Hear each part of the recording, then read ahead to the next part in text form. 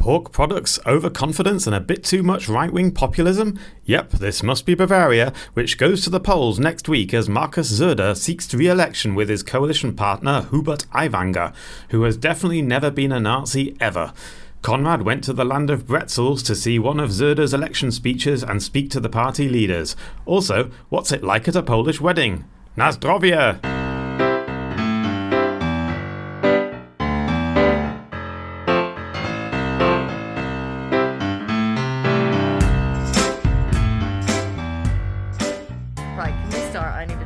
Okay. Hello, everyone. It's Megan's Megacon time again. I'm Megan. I'm here in Berlin with Ex-Berliner Magazine and Konrad Werner. Hello, Konrad. Hello. I'm not even going to say how are you. I'm so desperate for a drink. Okay. We'll move straight to the drinks. Let's do it. We've got some new Megacons today. Oh, brilliant. In my magical mystery tour trying to get here through all the... I don't know why Neukölln was shut down. Or the M41 just wasn't coming. I went to a Späti, which has quite a good selection. And, well, it's Moskovskaya, which is like an actual vodka. But then, of course, it's Russian. I shouldn't be buying Russian things, but I think it might actually be produced in Germany. Anyway, sure, it's this and lemon, because it just sounded nice. It did sound nice. I think a vodka lemon is nice. It's just basically a Smirnoff Ice. Okay. I suppose they don't do... The 90s are back, I suppose. Polish or Ukrainian vodkas in the Späti. I really like, that Saprovska, whatever it is, the bison grass one. I'd love one of those in a mega, but I've never seen it. Oh, no. Cheers. Cheers. Oh, lovely. Very lemony. Ooh, quite sweet. I could go lemonier, but then I always double the lemon and everything. I love lemon. That's your rule of thumb. Yeah, just a lemon cake. Yeah, no, the zdrówka, because I used to live in Poland, and that's what they... like to drink, and they mix it with apple juice. I know. Have we had this conversation before? But I've definitely... I can't remember when I started drinking it with apple juice. Probably when I had Polish friends when I was first teaching here. Sebastian from Poland. He introduced you to zdrówka and apple juice. God, those Polish, they were wild. They would just be innocently drinking beers, and then just like rounds of vodka shots on it, and it's not even like a major night out. And you're just like, oh, I suppose I'm having... And they drink it like ice cold. It's fucking delicious. Yeah. It's like drinking cleanliness or something. I don't know. It's class. Well, did I tell you I was once best man at a Polish wedding? How did you survive? Well, I don't know. I think I was just young and I had a different liver in those days. But my God, I mean, a Polish wedding... Because there's this tradition where everyone has to toast the bride and groom with a shot of vodka. Everyone? Everyone in the room. Every single guest. That's insane. That's insane. What? So every table had a bottle of vodka in the middle of it. Oh, God. And then intermittently, like every 5 to 10 minutes, someone would go to the bride and groom, and then everyone would have to drink a shot of vodka.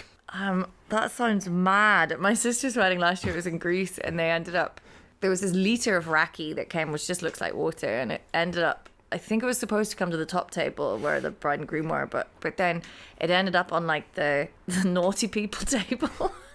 And so they immediately just started playing this game called Raki or Water, which then spread through all the tables, but fuck, everyone doing a toast. Yeah, and it would have been like rude and not to drink your vodka. It would have been a violation. How many people were at the wedding? Oh, normal weddings. Like 120?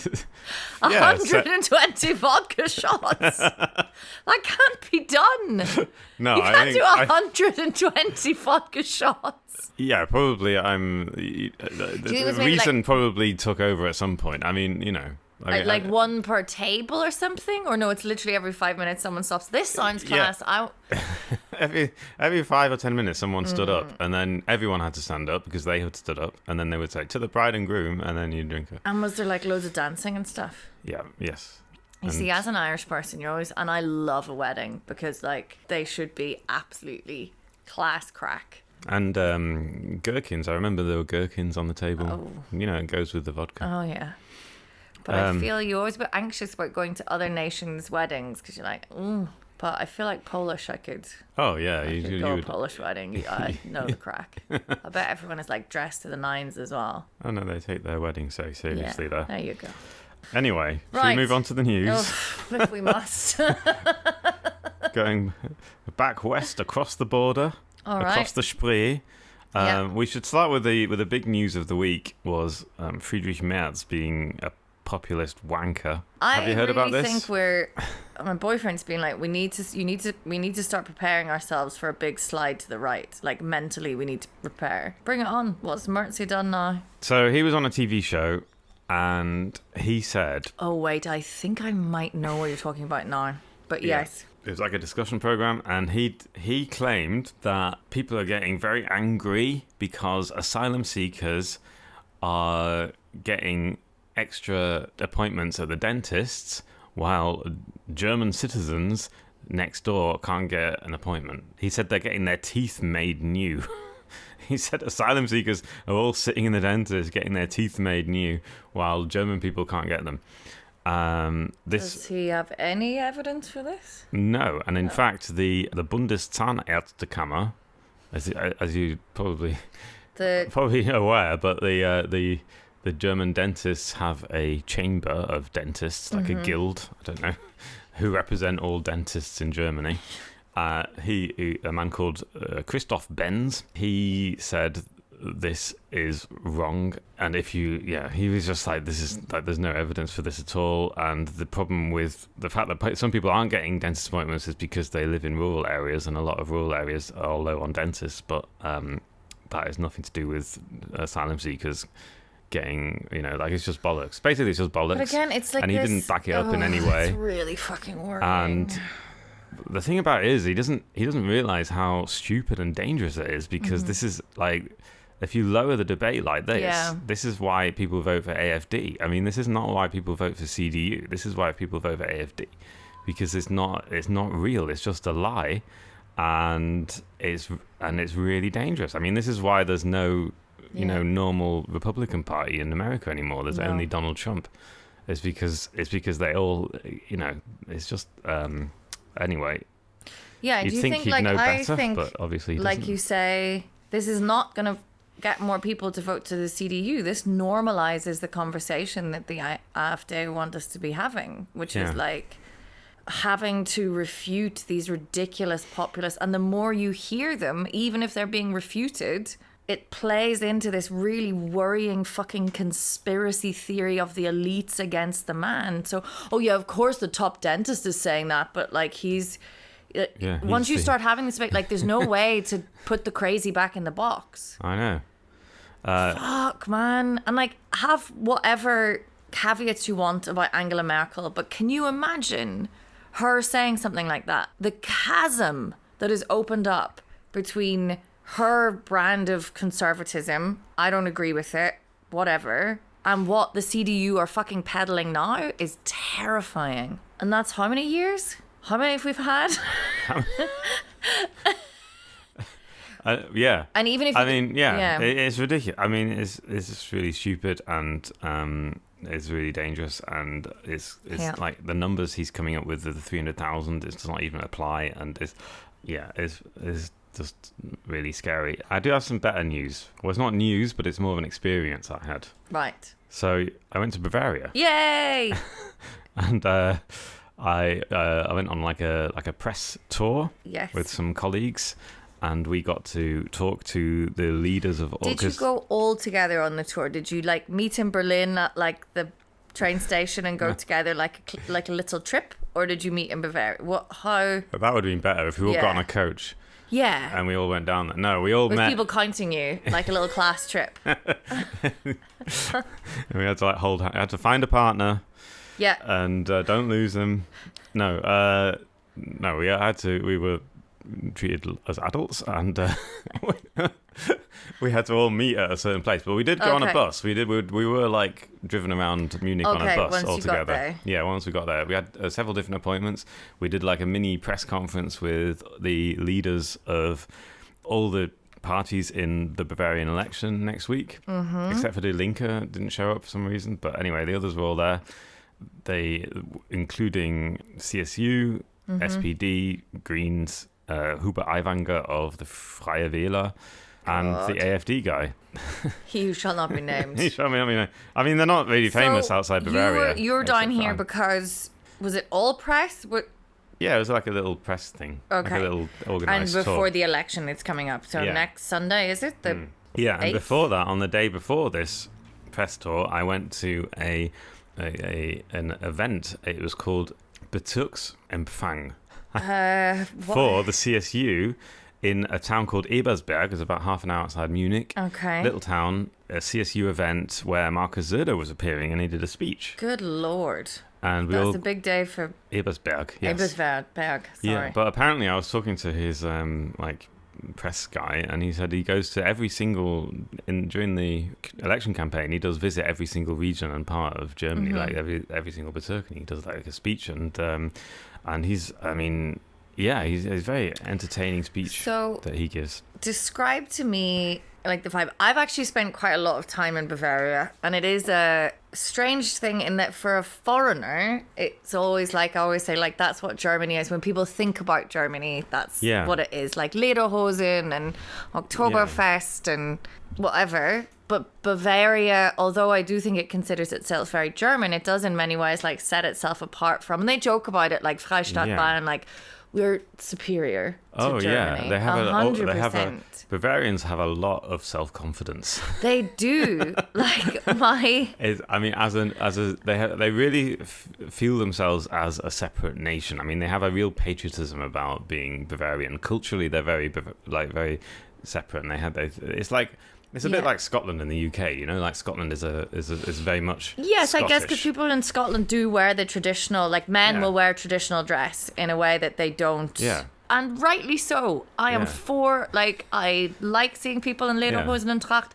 I just would like to separate it out from the right wing. That's what I would like.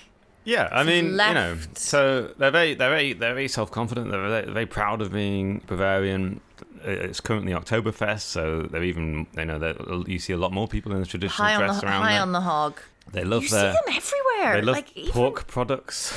I mean, I am a big fan. I am not a vegetarian when I'm in Bayern. No, it's really. I am not the Neukölln quasi-vegetarian anymore. And so I was at this event where there's a lot of CSU voters, not only, but mainly CSU voters from the local town. I'd say there's about 200 or 300 people there, not huge, in the big town hall.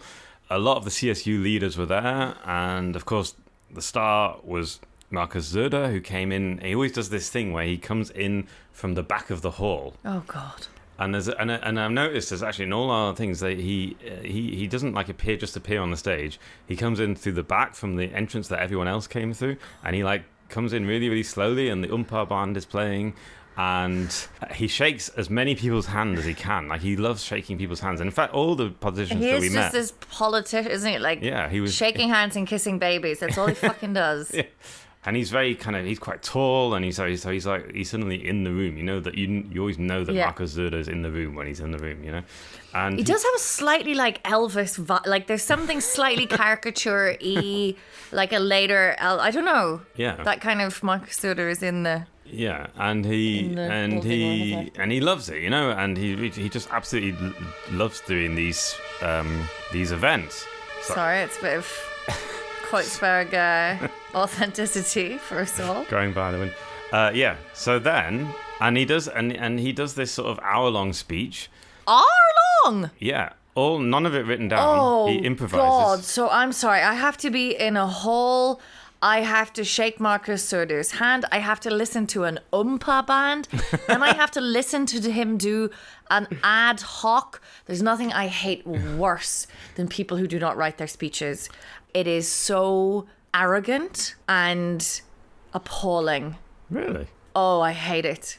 But it's a special talent, I think. No, you write it down and then you learn it by heart. You have to, I don't know, maybe he is an incredibly good orator and it has like a opening, a development, it's got a red thread, as the Germans would say, running through that ties it all together. Or is it just him pontificating and playing the crowd for an hour? Because I cannot stand it. He has like a certain bits. It's like watching a stand-up comedy show.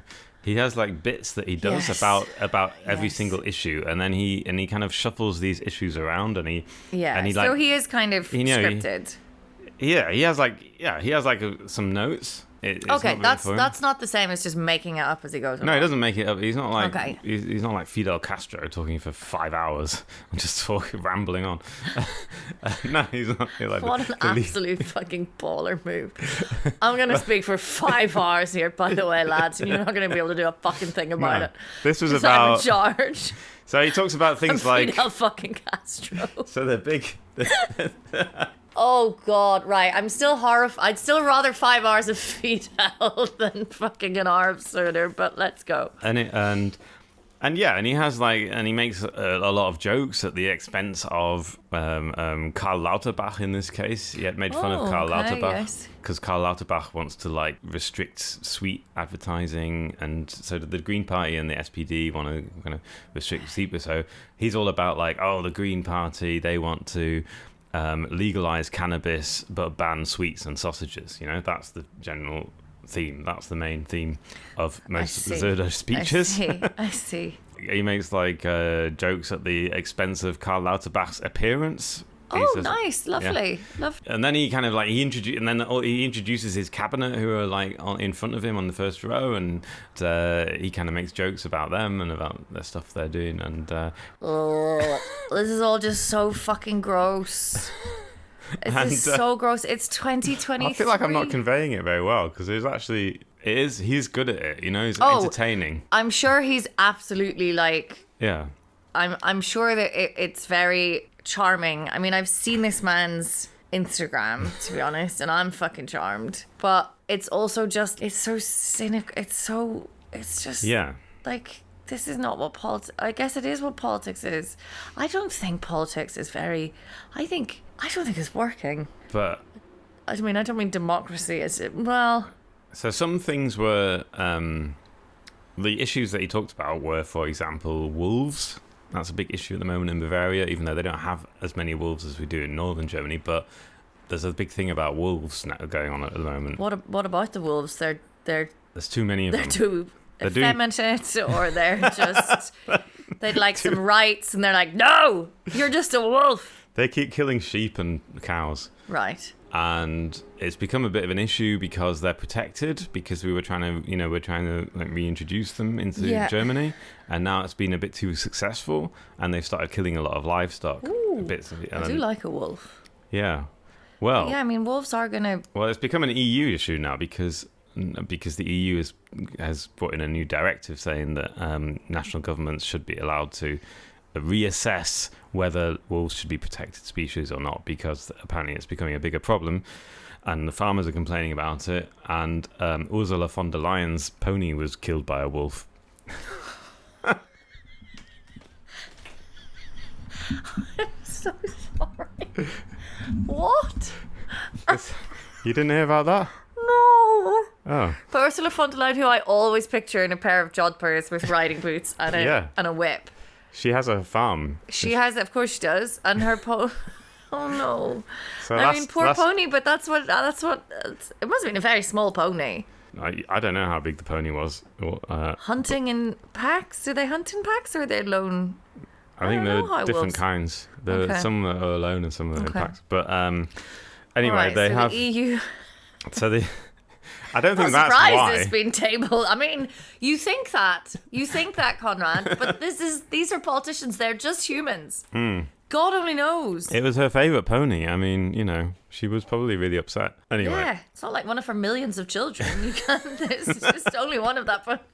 Anyway, so I'm losing my red thread here, because the point is that Söder also brought up the wolves because it's an issue in Bavaria, because they have a lot of rural areas and a lot of rural voters, and so they they think they should have the right to kill a wolf if they need to. Anyway, so that's one of the things he was talking about. He did actually try to emphasize his green credentials. And his he said I am a climate activist too. You know, he made some kind of crack about Klimakleber people, and then he said but I'm a climate activist too. And he said we have a lot of renewable energy or whatever. He brought all that up. I will give him that point. That is At least not stupid populist like. No, I mean he's not like AFD or anything. I mean he does bring up he does. I'm getting to this, but then he does say kind of talk about. He brought up the climate crisis in the context of the Zugspitze, which is Germany's highest mountain in the Alps, southern Bavaria, and he's talking about how there's less and less snow on it. And this is like, but it always has to be in the context of a beautiful Bavarian image. I mean, that's kind of clever. Like, I'm not going to... Yeah. Am I going to start hoping that Markus Söder becomes... If we're going to get a CDU chancellor, am I going to be hoping that he could take over from Merz? Is this the world we're going to be living in? He does sort of... I mean, I don't think that his climate protection credentials are very good in other areas, because we know that on wind farms and stuff... Oh, he doesn't like a wind farm because that's going to spoil Bavaria. But he does like bring up this issue, and he does talk about it, and he criticizes other parties that are climate deniers, Yeah. And in fact, and this is where I promised you some good news, and in the whole speech, there was one point in the whole speech where he got the biggest round of applause in the room. And this is like mainly older people, CSU voters. Who've willingly subjected themselves to an Oompa band and an R of soda. Yeah, and they've all got their They're not being paid for it Brezls, like you. And they've got their, they've got their what? Brezls. Brezls. Is there like a beer tent? Has everyone got like a mass? No, it wasn't like an Oktoberfest thing. It was more like that happened afterwards. There were people who were drinking afterwards, but it was during. But there were like beer in Bavaria. There were young top notch, isn't it? Oh yeah, I know. But there were like young catering staff bringing around schmaltz and all that kind of stuff. Some obat stuff. Yeah. The biggest round of applause he got in the whole speech was when he condemned the AFD. And he said, we will never have a coalition with them. This is like, they are, not only are they Nazis, but he described them as like Putin allies. And if we do what the AFD did, then Putin will start becoming even more powerful. This is how he framed it. And he said that was the kind of the biggest part of it. And I think that, and I talked to some of the voters there afterwards, from the CSU members and voters, and they were like, that was the bit they also responded to, because they also are afraid of the AFD. They see the AFD as a real threat to Germany and a threat to democracy. And one of the person I spoke to called them rat catchers, as a Pied Piper of Hamelin type thing. And and so I did feel that, and that was even amongst like conservative voters so I found that quite heartening, is what I want to say. I will take that small silver lining. I mean, I wish that Markus Söder wasn't in coalition with someone who's literally been accused of, not been accused. Was, but hasn't, is. I'm going to go is. Is. A Nazi in terms of like thinking it's okay to make kind of awful jokes like that and then not apologise, even if it was 30 years ago or whatever it was. Yeah, you're referring to Hubert Aiwanger. I am referring to Hubert Aiwanger. Of the Freie Wähler. Who are pretty, I mean, not necessarily undemocratic, but like pretty rough in their Wahlprogramm. But yes, I mean, fine. I'm happy that conservative voters in Bayern are worried about the threat to democracy posed by the far right. Cool. And then I did talk to Hubert Aiwanger briefly. Well, I asked him a question. So that was the night before. You go to have your party with Söder. Yeah. And then we did the bus trip around Munich and talked to different people. So you got bussed around to their different like headquarters or different like hotel suites, or this is so exciting. So the first one was the CSU in the morning. It was Martin Huber, the General Secretary, who received us at CSU headquarters in Munich. What's that like? What's the vibe in there? Well, it's a big office building, and there were free Brezls and water and coffee. Free stuff. As someone who works in the public sector, I am. Anytime I'm on a professional jaunt and I get anything free, I'm delighted with myself. Well, I think one thing you really notice in Bavaria, I think one reason why they're so self-confident is the place is pretty affluent. Yeah. Like, people are doing well in Bavaria, and especially CSU people are doing well. Yes. It's definitely. I have actually never been to Munich. I've been to. It's so clean. Everyone says it's so clean. Other cities, but I would imagine it is the furthest away within the same country that you could get from where I live in Berlin. Oh, which yeah. Is, it's just. I love it to the end of days, but it is filthy particularly at the moment. I don't. So yeah, Bavaria is just really. I mean, Munich is just really clean. The buses are really good. The trains work really well. Everyone, there's a, like it's just nice there. Like the U-Bahn smells nice. Jesus Christ. And let's move to Munich. And so where was I? Hubert Aiwanger. So I met Hubert Aiwanger briefly in this context of this, and he also came in and shook everyone's hand. He was odd to talk to because he started out with the press conference. He kind of talked like slightly over the head of everyone. You know, when you're talking to someone and they're looking like about a foot over your head. It was like that for the first 10 minutes, but then he kind of relaxed a little bit, I think. And wow. His assistant said at the beginning that he would refuse to answer any questions about his school days, so we weren't allowed to ask about that, but was prepared to answer any other question.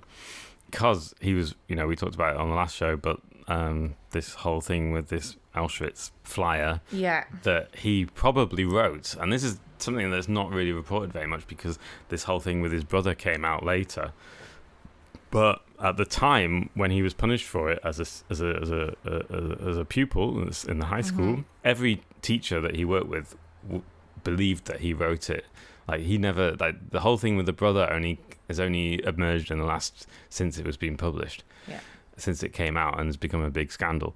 But there's still, there's no absolute proof, and he still denies it, and he denies being a right-wing extremist as a child, and he complains about these things, so everyone, I was in a room with like 10 or 15 journalists, and it wasn't really enough to, like, everyone got to ask one question basically. So as I was like, what shall I ask? What shall I do with my question? I've got one question.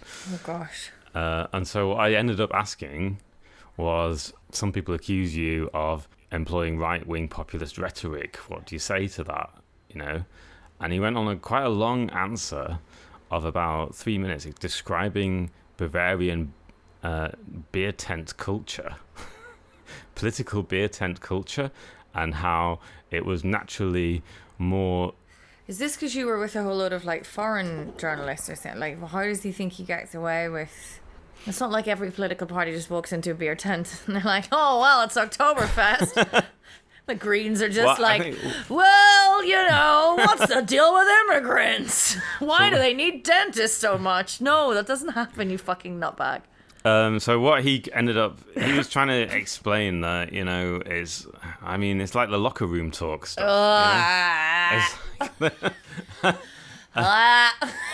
And he said, I can't go into a beer tent and start giving a sermon like I'm a nun or something, that was his sort of answer to that. But he spent a long time describing this, and he kind of got into it. You can see that the thing about the Söder Aiwanger axis, let's call it an axis, is problematic, because what it is that what is weird is that Söder, he thinks of himself as the big populist. He's like the Boris Johnson, but he's got someone to the right of him now who's even more, and a slightly nastier populist who he can't get rid of because he's scared of him, and who he says he wants to continue in a coalition with. Why is he scared of him? Because you think he's going to take votes from him? Or?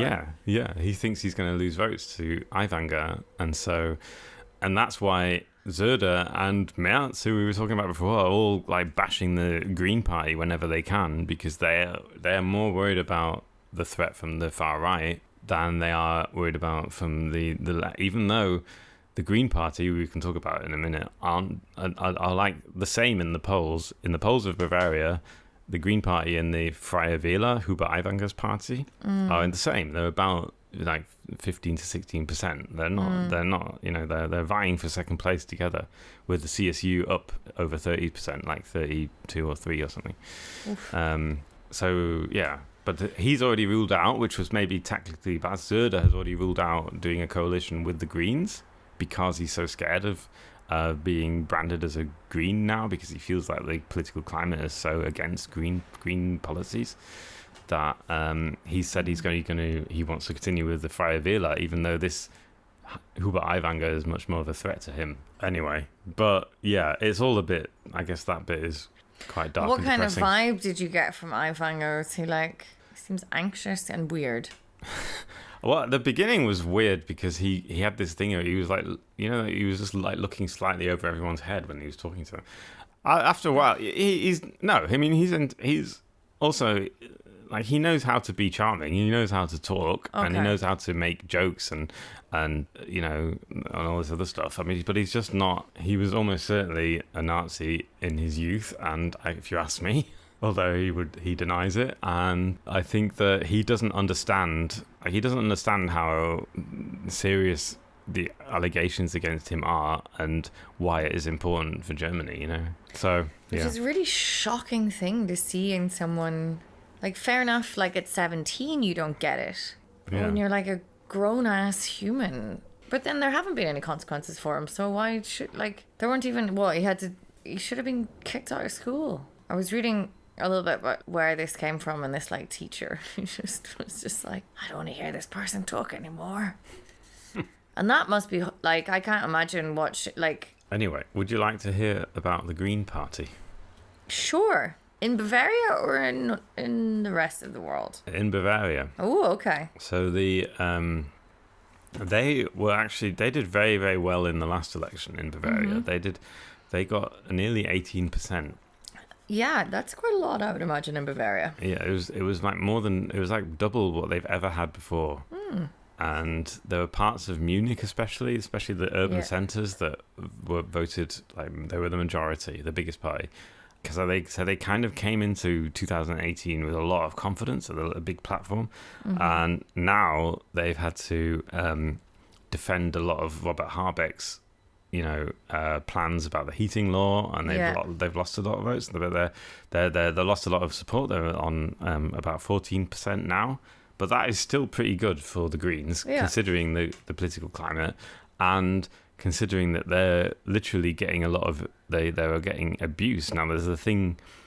There seem to be organised Telegram groups of activists who are following around Green Party speeches, campaign events, and disrupting them, heckling them. Wow.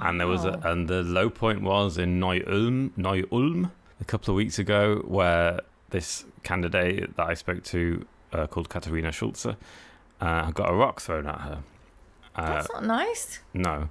And the guy was arrested on the scene, and he was wearing an he was like a corona denier type. He had a big sign. And he was under the influence of alcohol as well, according to state prosecutors. Okay. So he was arrested at the scene, and she was very much at pains to say this is an isolated incident, and I think it's part of an organised thing, and it's not an expression, because it's being reported as we're getting our campaign offices vandalised and everything. It's being reported as a what do you call it, a spontaneous uprising from the people or something against the Greens, but it's not that. It probably is there are kind of crazy people out there, and they're being manipulated by far right conspiracy bullshit.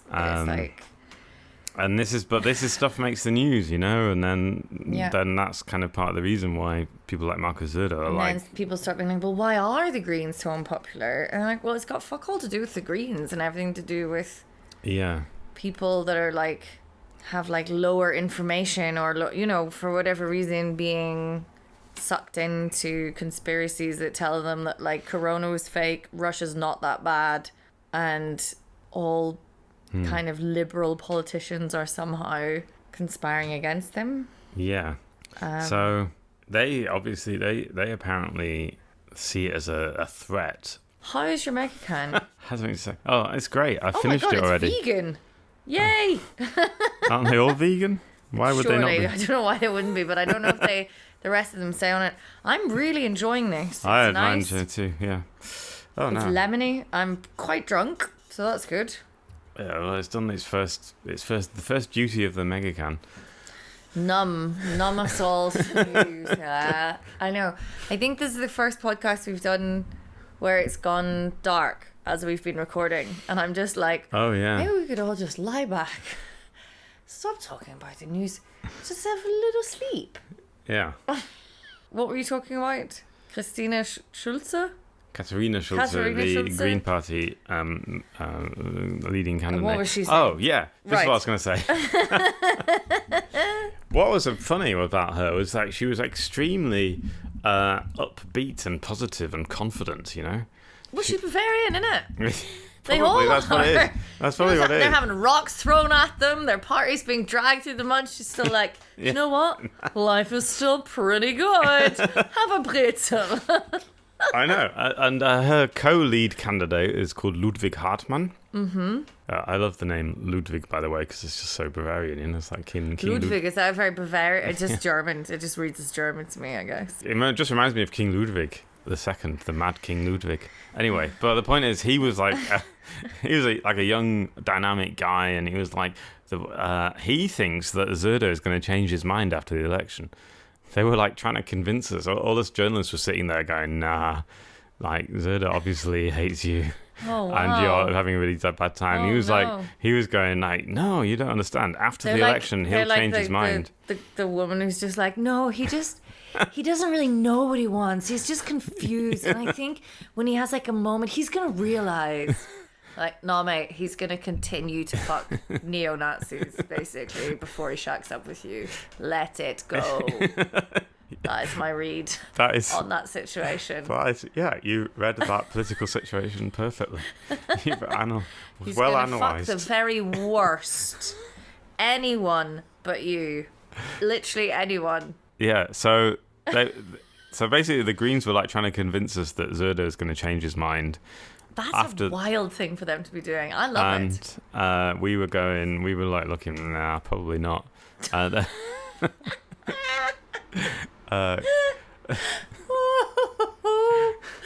Any party they go to, she's like, no, he was really actually, I think he loves me. Yeah, he just keeps saying he hates us. Yeah, but I know him. I know deep down he's a good guy and he's going to see the end and the light in the end. Oh God, no. But that's good that they're still upbeat. Yeah, they were. It'd be great if we had a green. What does it have? A stupid name? A green black? A black green? It's just Schwarz-Grün, yeah. I mean, there's no flag unless you add the But FDP. it doesn't have to be a flag. 'Cause you also have traffic light. You have any old random crap. Well, what's black and green? Don't know. A burnt leaf. Yeah. I'm only charred thinking of leaf. those because I've been thinking of tapas today, like those little charred green peppers. Yeah, And pimento de padron. it's the charred pepper coalition for Bavaria is what we want. Bring it on. Yes. I would fucking love that. And they could just like, look, no, it's going to be fine, Marcus, because we're going to have loads of windmills, but they're going to be covered in leather to about halfway up. Yeah. We'll paint them blue and white, like that lovely pale blue and white. Yeah. Well, that's probably what's going to happen. So, yeah, I think that is all the news. Is that it? I mean, I can't think of anything else to talk about, to be honest. How Do you was want the rest of your trip in Bayern? Did you have fun? Well, I got a goodie bag, You which I gave to you. You have? What? It's the best thing ever. Do you want to describe your goodie bag? Oh my God. So you said to me, if I could have envisaged, like, you know, it's like a fever dream has come up with Markus Söder merch. There's like, we can put the picture of this in the, Yeah, because it's hard to describe. up with the episode. It's hard to do justice to. Part of it is like a colouring book where Söder has he's going through the different sections of Bayern, Unterfranken, Oberfranken. And it's like a Where's Wally type thing. Like, he's in all the pictures. Yeah. Except that he's misunderstood the concept of Where's Wally, because he is about... It gets progressively larger. He's about 1.5 times the size of everybody else in some pictures, and then it gets up to he's a tiny man with times the a size. massive head. Yeah. Like his body is the same size as his head. Yeah, and sometimes the there's more than one of him in the picture. And you can colour it in. You absolutely can. Yeah. That was one beautiful thing that is in here. I'm so happy I've got this. And then there's his cookbook. Yeah. Söder ist. So hashtag. You'll have to explain the context of the cookbook. So whoever is running Söder's Instagram is an absolute fucking genius and has come up with the very good hashtag Söder ist, Söder eats. And so this is now him collaborating with a 2-star chef to come up with 25 recipes. Yeah. His favorite dinners. Yeah. But it's all like Bavarian stuff. You're right. Currywurst deluxe. Currywurst is fucking Kreuzberg, mate. Fucking step back. Back off. Back off. If not Kreuzberg, definitely Berlin. It's very disputed. Yeah. That's a little reference to Markus Söder's party leader there. Or not party leader, but like his sister party leader, saying that Kreuzberg is not Germany. And then also brilliantly, I've got like a tiny little stone cup. What are these called in German? Is it a Stein? A Stein, yeah. Yeah. It's a beer mug. A Bierkrug. Yeah. And it's in like a ceramic-y thing, and that's from Thomas Huber, who has not identified himself as CSU on the little Krug, but he is CSU. Yeah. Local politician. I love it. You could put, I don't know, you could put a little Baileys in there or something. I'm going to just pour the rest of my mega can in here. Okay. Oh, there's not much. I meant to do this earlier. I'm drunk now. Yeah. So this is what a Stein is, because Americans and actually English speakers in general always think the liter cups, glasses are called Steins. That's like an American thing, but that's a it's called a Mass. That's a Mass, and these are the Steins. Yeah, well, Mass just means a litre of beer, isn't it? Ein Mass. Yeah. Yeah, but you're right. You can't call a glass a Stein, because obviously Stein means stone. It has to be made of. Yeah, but Americans don't know this. I think we forget what English native speakers who have never learned another language are like. It is. I tell you what, I saw a lot of American tourists while I was in Munich. And did you go to Oktoberfest? No, I didn't bother. I don't like it there. I've been there once and it's not fun. Oh, I would like it. Probably. It's just like a massive... I really want to wear a dirndl. Have you ever seen the videos on YouTube of people trying to get a table when they open the tent? Aren't you supposed to book a table? No, well, you can book tables, but you can also get up at 6 a.m. and stand outside and then rush to the free tables. And if you've ever watched those YouTube, I mean, it's like human dignity yes. reaches new lows on these videos, because the people are all in their leather trousers dashing for this table, and then they throw themselves on there. They dive, their whole body dives onto the table, and they cover it I love this. Keep like a all seal. This stuff about Bavaria. Keep it all.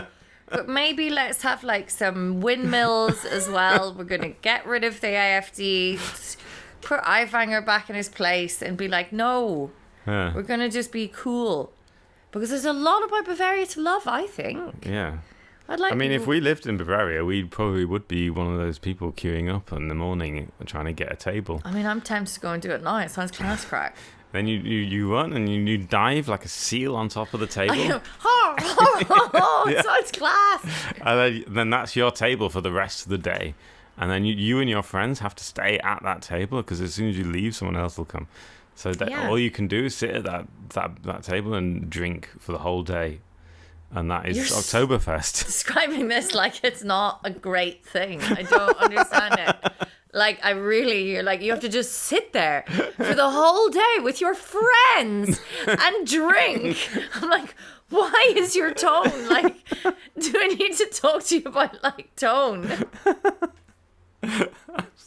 I'm sorry. Like, I just thought, I mean, it's a sight to behold, as what I'm saying, when you know, because people get up very early to do this. It sounds wonderful. I'm into it.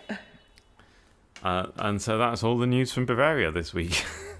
Well, I think I've summed it up. Thank you. Perfectly. I'm into it. Thanks. I'm glad that you got to go. And let's see what happens in the election. Yeah, we'll maybe the next time we meet, we will know who is the next government of, and if the Greens are right after all, and Söder changed his mind. Yeah. All right. Okay. Bye, everybody. Have a good one. Stay safe. You too. Oh wait, should we wait? Should we plug the Podfest? Yes. Because we've got a Podfest. I was just thinking about that.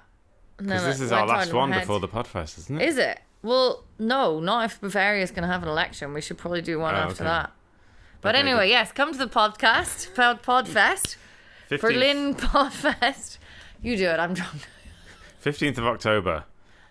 We will be doing a live podcast at the Brilliant Podfest in the noisy rooms in Berlin, and also I'll be showing my film before, and we'll have a little panel discussion afterwards with people from various groups, friends of ours and other friends of ours and the planet, and experts. I would say experts. Yeah. It'll also be mega cans, and that'll be really good. Yeah. Please God, we have to have megas. Yeah. Yeah, don't worry. I think that's part of the show. I mean, we can't call ourselves. We've done it before, and I was like, are we allowed? And we were just like, just bring them. Just ask for forgiveness, not permission. We can't. Yeah. Exactly. Yeah. People know what they're getting into. All right, everyone. I can heartily recommend if you it's called Misk Lemon. Okay. Moskovskaya. Yeah, they're doing that modern thing of leaving out vowels. Have you noticed that? Yeah. Okay. Yeah. All right. Have fun. Thanks very much for the can. Ooh, Zitronensaft and Zitronen. Nice. Bye. Bye. I don't know. I'm kissing everyone like a mum hanging up the phone.